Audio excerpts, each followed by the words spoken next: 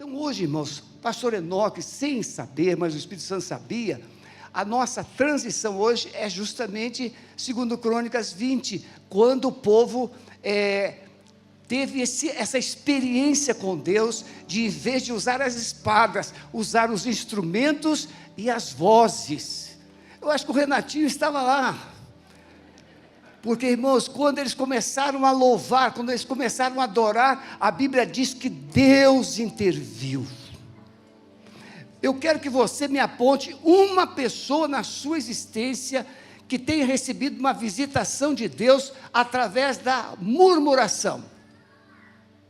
Me aponte. Alguém que começou a murmurar, criticar tudo e todos, e de repente Deus decidiu fazer um milagre. Só se fosse para queimar. Não é verdade? Na murmuração Deus não atende, Deus não age na murmuração, não é, Eliezer? Por isso que Eliezer já está obediente, ele sabe disso. Mas quando o povo decide adorar, e o pastor Enoque falou aqui tão bem, quando o povo decide adorar, Deus vem. Adoração atrai a presença de Deus.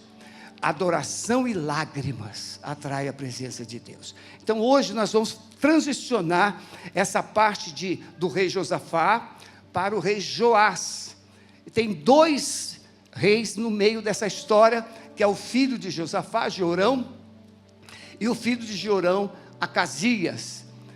Os dois reinaram pouco tempo.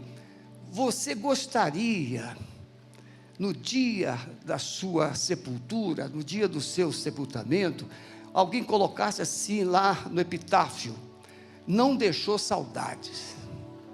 Você gostaria? Ruim, não é verdade? Ruim, pois foi exatamente este o epitáfio do rei Jorão, filho de Josafá. Alianças que ele fez. O epitáfio, o texto bíblico diz assim: e ele não deixou saudades de si. Viu, Fabinho? É melhor você se consertar. Não deixou saudades de si. Irmãos, não é que a gente quer deixar saudades, não, a gente quer deixar um legado. Aquilo que Deus fez através da nossa vida e o que a nossa vida marcou a vida das pessoas. Então, no livro de 2 Crônicas, capítulo 22, versos 10 a 12, a palavra de Deus diz assim: vendo, pois, Atalia. Quem é Atalia? Filha de Jezabel, a esposa do rei Jorão. Vendo Atalia, mãe de Acasias, que seu filho era morto, levantou-se e destruiu toda a semente real da casa de Judá. Porém, Jeozebate, olha o nome bom para sua filha quando vai nascer, filha do rei, tomou Joás, filho de Acasias, e tirou dentre os filhos do rei, a quem matavam, e o pôs com sua ama na câmara dos leitos, ou seja, dentro do templo, na área das câmaras. Assim Jeozabeate, filha do rei Jorão, esposa, mulher do sacerdote Joiada, porque era irmã de Acasias, o rei, e escondeu de Atalia, de modo que não matou, e esteve com eles escondido na casa de Deus 6 anos, e Atalia reinou sobre a terra. Então veja, o rei Josafá concluiu o seu reinado. Ele venceu essa batalha de 1 milhão de soldados inimigos, através de uma ação poderosa de Deus, porque quando ele volta lá de Acabe, nós aprendemos aqui, quem veio nas noites de domingo, o rei Josafá era muito fiel a Deus, mas o filho dele casou-se com a filha de Acabe e com a filha de Jezabel, e essa aliança trouxe consequências muito drásticas, porque a Jezabel influenciou Acabe, e Acabe matou, a Jezabel matou todos os profetas de Deus que havia na terra, no reino do norte. E por causa disso, Deus ficou muito zangado, e Deus prometeu extinguir toda a descendência de Acabe, de Israel. Isso aconteceu através de Jeú, que foi levantado por Deus através da unção de Eliseu. Então, quando Deus fala isso, não é porque Ele não ama, é porque Deus tem um limite. Ele dá avisos, Ele manda profetas, Ele manda advertências, Ele manda a sua palavra, mas as pessoas não ouvem, não atentam. Então, o rei Josafá morre, ele vem, restaura a aliança, faz coisas extraordinárias, Deus dá-lhe vitória, o seu filho assume o trono, Jorão, após a sua morte, e quando o seu filho assume o trono, ele faz pior, porque ele está na mesma visão, no mesmo espírito da Jezabel, que é a sua sogra.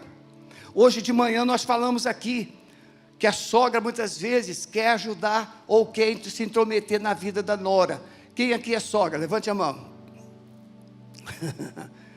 Temos algumas sogras aqui. A sogra, a Narinha é uma boa sogra, mas tem sogra que quer dizer até a cor da cortina da casa da nora. Não é verdade? Olha, essa casa aqui fica boa, a cortina azul. O que sogra tem a ver com a tua casa? A sogra está na casa dela, mas às vezes quer governar a sua casa. A Jezabel era essa sogra, que tinha que fazer as coisas do jeito dela, ela se intrometia, ela tinha ingerência lá na vida do rei Jorão, porque havia casado com Atalia, sua filha.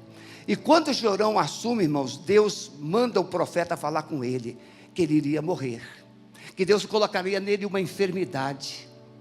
Irmãos, não foi uma enfermidade comum, uma enfermidade que durante um período de 2 anos, as suas entranhas foram colocadas para fora.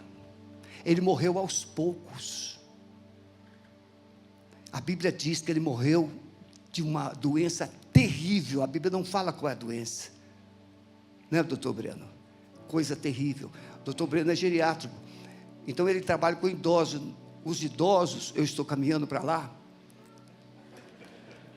Está rindo de quê, Zenilda? Eu estou caminhando. Eu tenho cara de idoso, irmãos? Não, claro que não. Eu posso ter corpo de idoso, mas a minha mente é de jovem ainda, não é? E aí o Jorão, o que aconteceu? Até me perdi aí. O que eu estava falando? Pois é, já me perdi todo. Pois a Zenilda foi intrometer. Quer dizer, o que eu vou fazer? Não é? Eu só sei, irmãos, que a Jezabel se intrometeu e fez a coisa, e o rei morreu. E o texto vai dizer assim, no finalzinho do capítulo: e não deixou saudade de si. Quando Jorão morre, Amazias, que era o seu filho, assume o reinado, mas ele também morre. Ele reina pouco tempo, pouquinho tempo. E a Atalia, o Jorão mandou matar todos os seus irmãos, todos. Mas a esposa, a irmã de Amazias, pega o bebezinho de 2 anos, que era o Joás, e esconde no templo. E ele não é morto. E ele fica lá no templo por 6 anos escondidos. 6 anos. E então, após a morte de Amazias, a Atalia assume o trono e reina nessa vacância de rei. Ela fica, usurpa o trono. Mas Deus intervém. Deus usa o sumo sacerdote Joiada para convocar os principais do povo, os sacerdotes, os levitas. E depois de 6 anos, ela unge Joás com 8 anos. Comentaristas dizem entre 7 e 8 anos. Ele tinha 8 anos incompletos. Mas ele é ungido rei e aclamado rei. E aí a Atalia tenta se rebelar, mas os soldados a tomam, levam para fora e ela é morta. Aí começa Joás a reinar com 8 anos de idade. Quem aqui já conhecia essa história? Levante a mão. Nós estamos falando para muita gente que já tem conhecimento dessa palavra. Aprendemos no capítulo 20, que a grande vitória do rei Josafá foi resultado de sua aliança, de sua obediência a Deus. Ele volta, manda os levitas, manda os príncipes para as cidades e faz uma restauração, uma renovação de aliança de todo o povo de Judá com o Senhor. Olha o que o texto diz, 2 Crônicas 20, 35 e 36. Porém, depois disso, Josafá, rei de Judá, se aliou a Acasias, rei de Israel, que procedeu com toda a sua impiedade, e aliou-se com ele para fazer navios. Essa foi a última ação do rei Josafá. Ele sai lá de Jezabel, de Acabe, vem para Israel, faz uma renovação de aliança, mas quando está tudo em paz, ele chama Amazias, rei de Israel, e faz uma aliança com ele para fazer navios, negócios. Irmãos, a sociedade é uma coisa boa? Pode ser e pode não ser, não é verdade? Nem toda a sociedade é a coisa mais delicada que existe. Diz que nem com parente a gente faz sociedade. É muito difícil, porque tem que ter um coração muito leal, um alinhamento muito perfeito. E o Josafá, ele vai lá e faz uma aliança com Amazias, e começa a construir navios, para buscar ouro em Tarsis, longe. Sabe o que Deus fez, irmãos? Mandou uma tempestade no mar, todos os navios afundaram. É assim que termina o reinado dele, e Josafá morre. Depois disso, então, Deus começa a trabalhar na história do reino. Toda rebeldia, irmãos, traz consequência. Toda rebeldia. Você pode não ver hoje os sinais, as consequências daquilo que você fez ontem, mas a semente foi plantada. A semente foi plantada. Por exemplo, qual é o mandamento com promessa da Bíblia? Honra teu pai e tua mãe, para que te prolongue os dias sobre a face da terra. Você honra teu pai, parece que não funcionou nada, parece que não deu nada. A semente foi plantada, a semente da fidelidade, da honra. Quando você menos espera, começam a acontecer coisas que você nunca imaginava, porque você honrou, você semeou, você plantou honra. E a Bíblia diz, irmãos, a quem honra, honra. Jesus cobrou honra, porque ele não foi honrado pelos habitantes de Nazaré. Então a honra, ela precisa ser semeada através de nós. Você pode pensar que toda a rebeldia que você viveu não vai dar em nada. Vai dar, a semente foi plantada. Um dia a conta chega, um dia as consequências chegam. Então, quando Jeorão assumiu o trono de seu pai, ele decidiu e matou todos os seus irmãos. Tente imaginar, irmãos, isso era uma coisa muito comum naqueles anos, naquele tempo, porque ameaça, mandar matar todos os seus irmãos, eliminou toda a sua descendência. O texto diz em 2 Crônicas 21, a partir do verso 4, e subindo Jeorão no reino de seu pai, havendo-se fortificado, matou todos os seus irmãos à espada, como também alguns dos príncipes. As consequências que vão surgindo na história da família. Você pode pensar, por exemplo, você cometeu um aborto, e você acha que não aconteceu nada. As consequências vão aparecer lá na vida dos seus filhos, na vida dos seus netos. Você fez uma aliança de sangue, você atraiu o espírito de morte para a sua família, para a sua descendência. E eu expliquei aqui, que quando alguém faz um aborto, você interrompe processos na sua vida. As coisas vão abortando na sua história. E um exemplo disso é vida profissional. Quando você está na porta da bênção, entra outro. Casamentos destruídos, interrupções de processos, de conquistas que não acontecem, de oportunidades que se perdem, consequências. Isso aqui aconteceu através do rei Jeorão, e aí a semente foi plantada. Vem Acasias. O texto vai dizer, e vendo, pois, Atalia, mãe de Acasias, que seu filho era morto, 2 Crônicas 22, 10, toda a semente real da casa de Judá foi destruída, ela destruiu todos. Não bastou o seu marido fazer, ela fez também. Porém, Jeobzebate, meu Deus do céu, filha do rei, tomou Joás e o escondeu lá no templo, e ele ficou lá até 8 anos de idade. Então essa é a transição, e agora começa o rei Joás, o texto que nós lemos.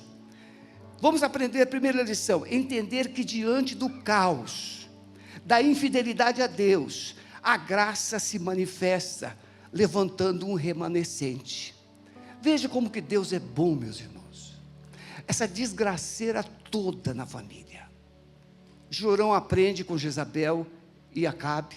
Ele traz essa desgraça para o seu reino, semeia ruína, morte, destruição, infidelidade a Deus. Ele morre, o seu filho reina, a mesma coisa. Mas aí, irmãos, Deus preserva uma criança de 2 anos, que aos 8 anos sobe ao trono, é elevada ao trono.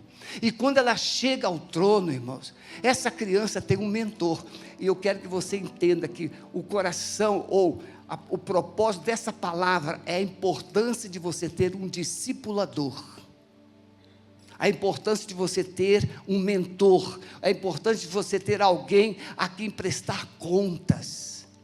Quando a gente anda sozinho, a gente faz coisas, mas não tem que prestar contas. Por isso que ser pastor é tão perigoso, é tão difícil, porque a gente não tem um emprego, a gente tem um ministério.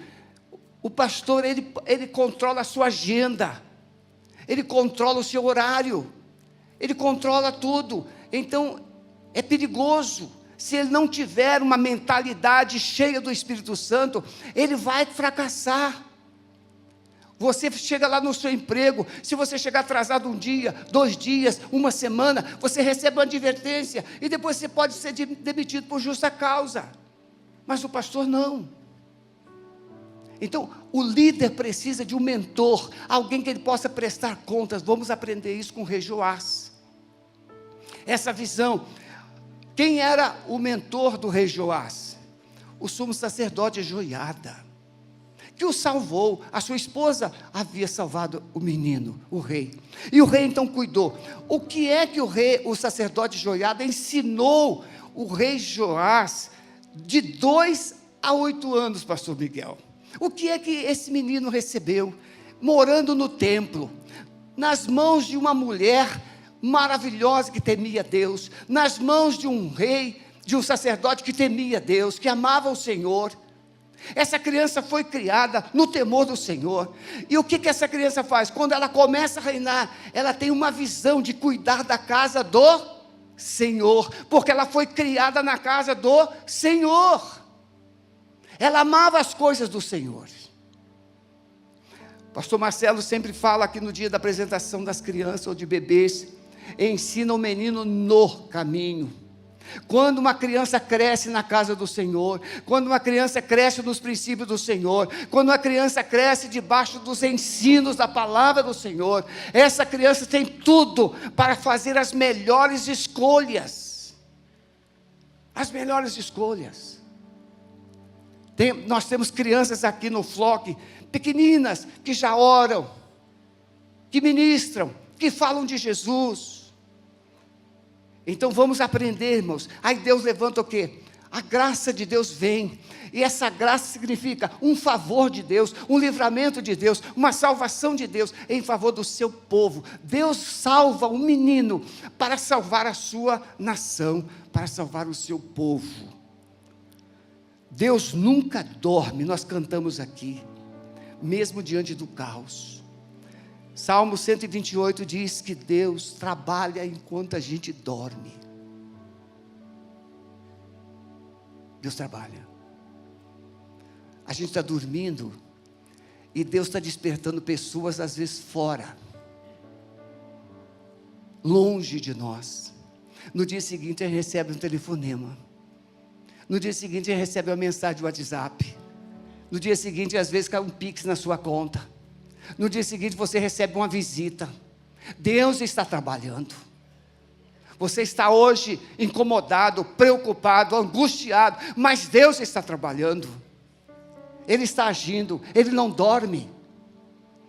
Nós cantamos aqui essa música maravilhosa, Deus de milagres. Então Deus nunca dorme, e fizeram os levitas, todo Judá, segundo Crônicas 23, verso 8 em diante, todo Judá, conforme tudo que ordenaram o sacerdote Joiada. O sacerdote orientava o rei, porque ele era um menino. Começaram a limpar a casa do Senhor.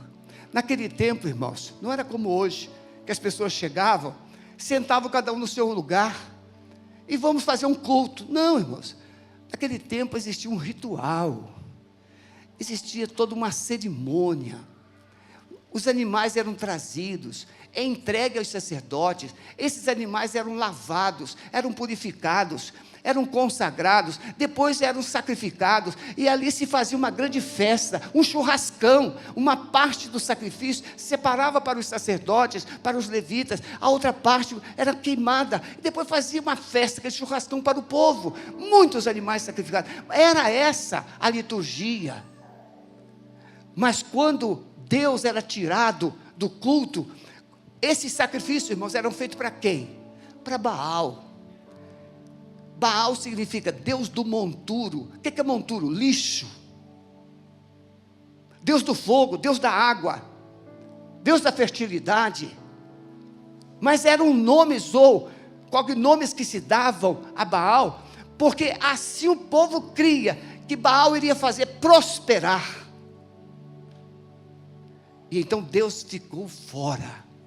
Mas agora o culto é restaurado. Mas antes do culto ser restaurado, o templo precisou ser purificado. Aquelas coisas eram tiradas, limpas. O templo precisou ser santificado. Isso custou dinheiro, tem que fazer uma campanha. Aí vocês pensam que fazer campanha de oferta é uma questão de hoje? Mas desde Moisés. Nós vamos aprender aqui que o rei mandou colocar uma caixa na porta do templo. E o povo vinha com alegria e enchia as caixas de ofertas para reformar o templo de Deus. O juízo de Deus sobre Atalia. Então veja, nós aprendemos todas essas lições. Como é que termina Atalia, irmãos? Porém o sacerdote Joiada tirou fora. Quando o rei Joás foi coroado, Atalia gritou 2 vezes, traição, traição. Mas o sacerdote Joiada mandou tomá-la, leva para fora, e ela é executada, ela é morta. Deus traz o juízo sobre Atalia, que havia se autoproclamado rainha, e Deus a tira do governo, Deus a tira do trono. Podemos aprender a relevância de um mentor. Preste atenção agora, por favor. Aprender a relevância de um mentor na vida de todo líder. O sacerdote Joiada, além de salvar o pequeno Joás, se torna o seu discipulador após coroá-lo rei. Segundo Crônicas 24, de 1 a 5. E tinha Joás 7 anos de idade quando começou a reinar, e 40 anos reinou em Jerusalém, e o nome da sua mãe era Zíbia de Berseba. E fez Joás o que era reto aos olhos do Senhor, todos os dias do sacerdote Joiada. Preste atenção nisso. Todos os dias em que o sacerdote Joiada viveu. Quantos anos o rei Joás reinou? 40 anos. O sacerdote Joiada viveu 130 anos. Então, quando Joás começou a reinar, ele estava com 90 anos. Aquele homem de 90 anos, tente imaginar ele sentado com aquele menino e falou assim: meu filho, meu amado de Deus, meu escolhido do Senhor, Deus tem uma missão para você. E foi ensinando, e foi ensinando, e foi ensinando. Mas pastor, isso é muito legal, né? Não, legal é o que você vai fazer com isso. Você pegar o seu filho, sentar com ele e falar assim: meu amado, meu querido, filho amado, eu te amo, olha o que deu, e contar para ele as grandes histórias, os grandes feitos do Senhor. Irmãos, às vezes a gente pega a Bíblia e lê e não sabe o que fazer com aquilo. Se cada pai seguir o exemplo do sacerdote Joiada, de pegar o seu filho, pegar a sua filha, sentar, orar junto, ensinar, inculcar na mente princípios e valores da palavra de Deus, essa criança vai crescer, essa criança vai se fortalecer, essa criança terá uma mente sábia, uma mente cheia da graça do Senhor. A possibilidade dessa criança se desviar para os maus caminhos será muito pequena. É isso que ele fez. Ele sentou, ele orientou, ele inculcou na cabeça do rei, e o rei, enquanto esse homem Joiada viveu, o rei foi fiel a Deus, irmãos. Quantas histórias você conhece, de que depois que o pai morre, o filho se perde? Aí fala que às vezes foi a dor da perda, não, foi o fundamento raso.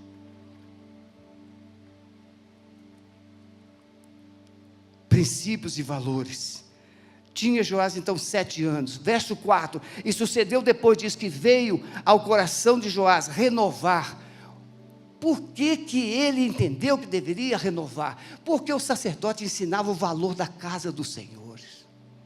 Irmãos, eu perdi minha mãe com 7 anos de idade. Eu lembro, quando a minha mãe era viva, minha mãe cuidava da minha avó que era paralítica. Então ela raramente ia aos cultos da igreja. Mas quando a minha mãe ia, eu lembro disso uma vez, a igreja ficava em pé, e saudava minha mãe. A minha mãe era do tamanho da Sueli assim, só que ela loira, olhos azuis. Eu puxei a família do meu pai. A minha mãe faleceu de um problema de pulmão na cirurgia. 7 anos, mas eu lembro que depois da morte da minha mãe, meu pai levava a gente para a igreja. Criança, tinha um campo de futebol do outro lado da igreja, lá do outro lado da rua. Então eu entrava pela porta da frente, saía pela porta dos fundos e ia jogar futebol. Um belo dia, um belo domingo, o meu pai, ele não foi ao culto. Meu pai era o diretor da escola bíblica dominical. E aí eu chego em casa depois do culto, e meu pai falou assim: e aí, meu filho, quem é que dirigiu a EBD? Eu falei assim: o senhor. Eu disse: seu moleque, eu nem fui na igreja hoje, porque eu estava acostumado a ver o meu pai, o quê? Todo domingo ele estava lá, dirigindo a escola bíblica dominical. Mas eu entrava pela porta da frente, eu saía pela porta dos fundos.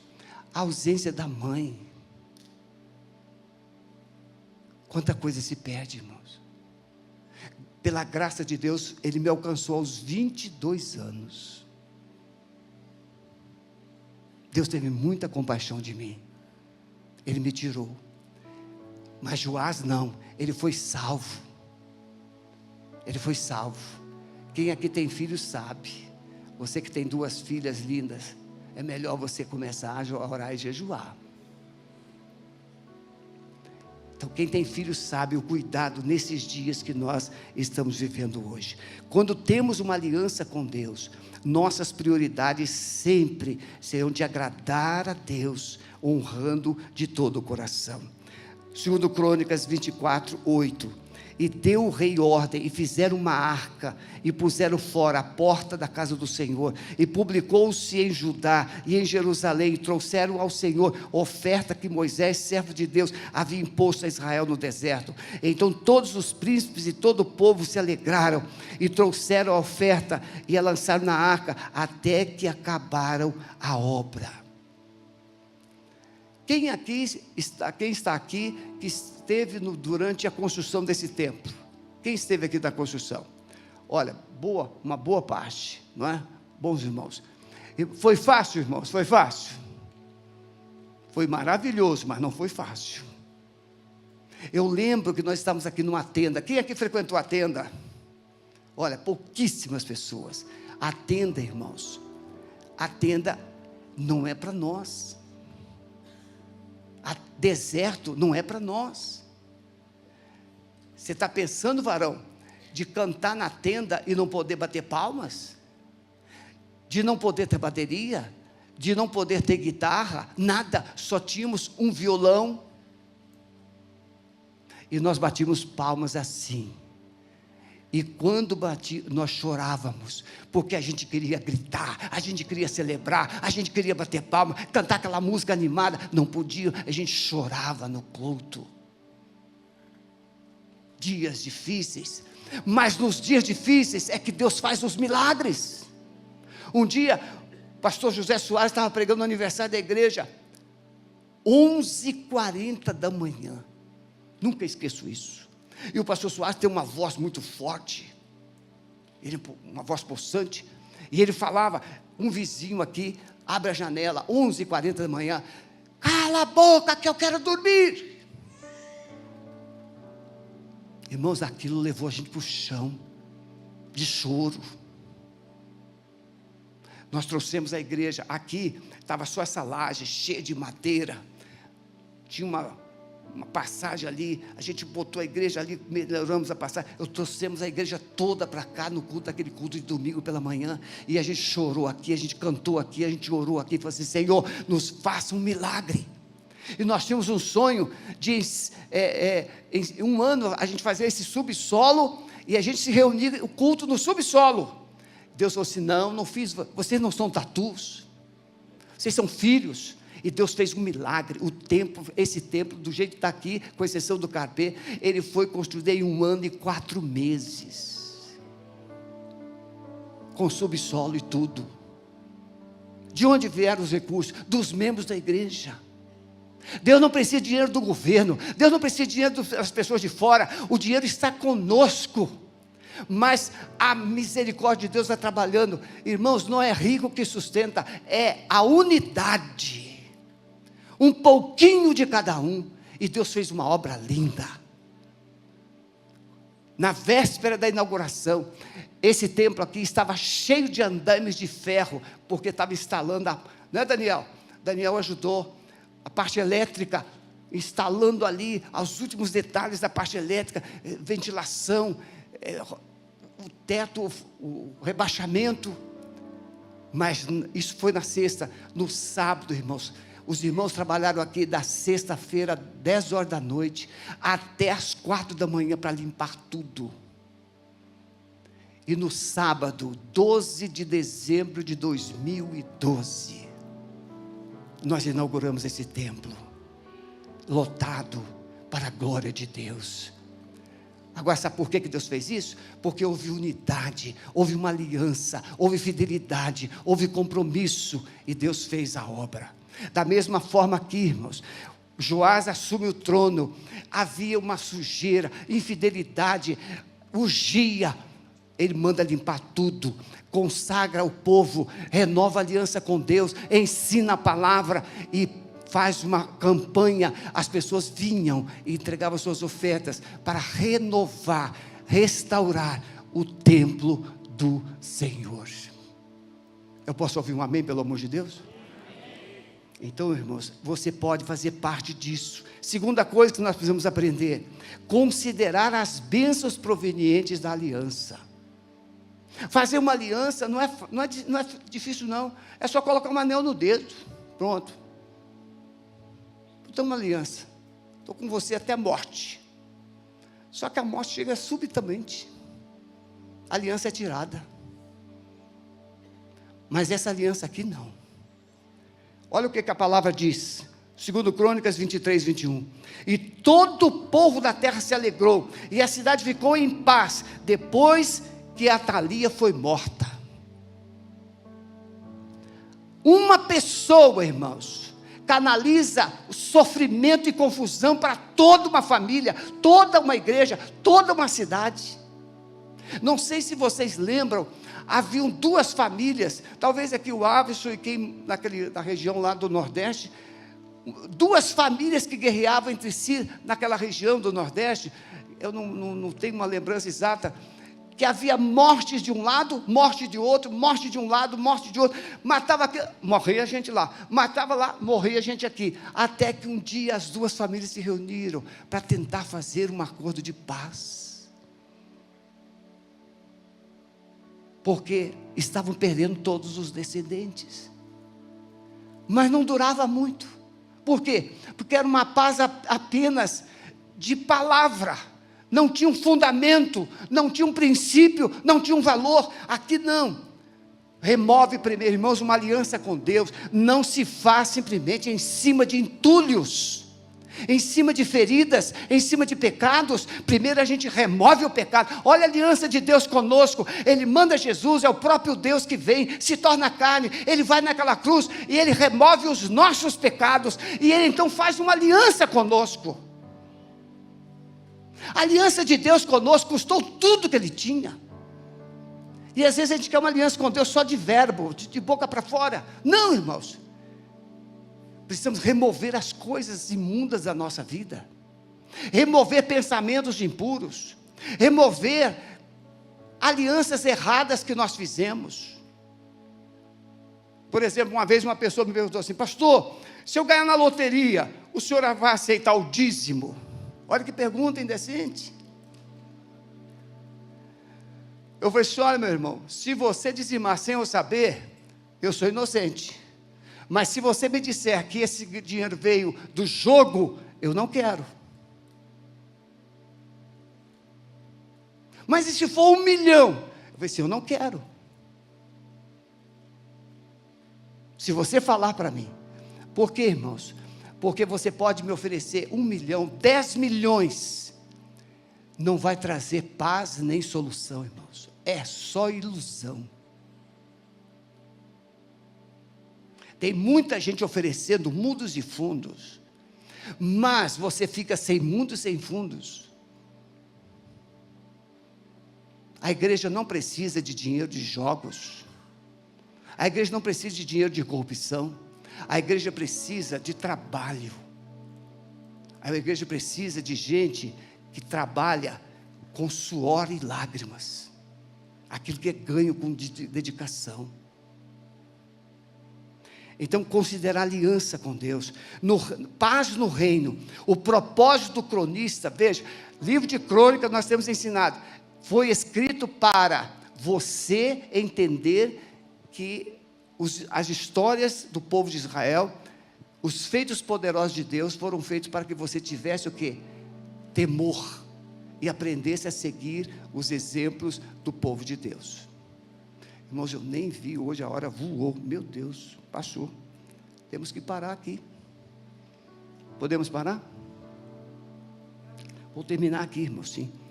Veja, propósito do cronista era registrar esse fato, para ensinar os exilados, os ex-exilados, que valeria a pena andar em fidelidade a Deus. Uma vez um rapaz falou assim: o senhor é pastor, é muito fácil, o senhor ganha um bom salário, o senhor tem carro, o senhor tem tudo, e o senhor prega domingo.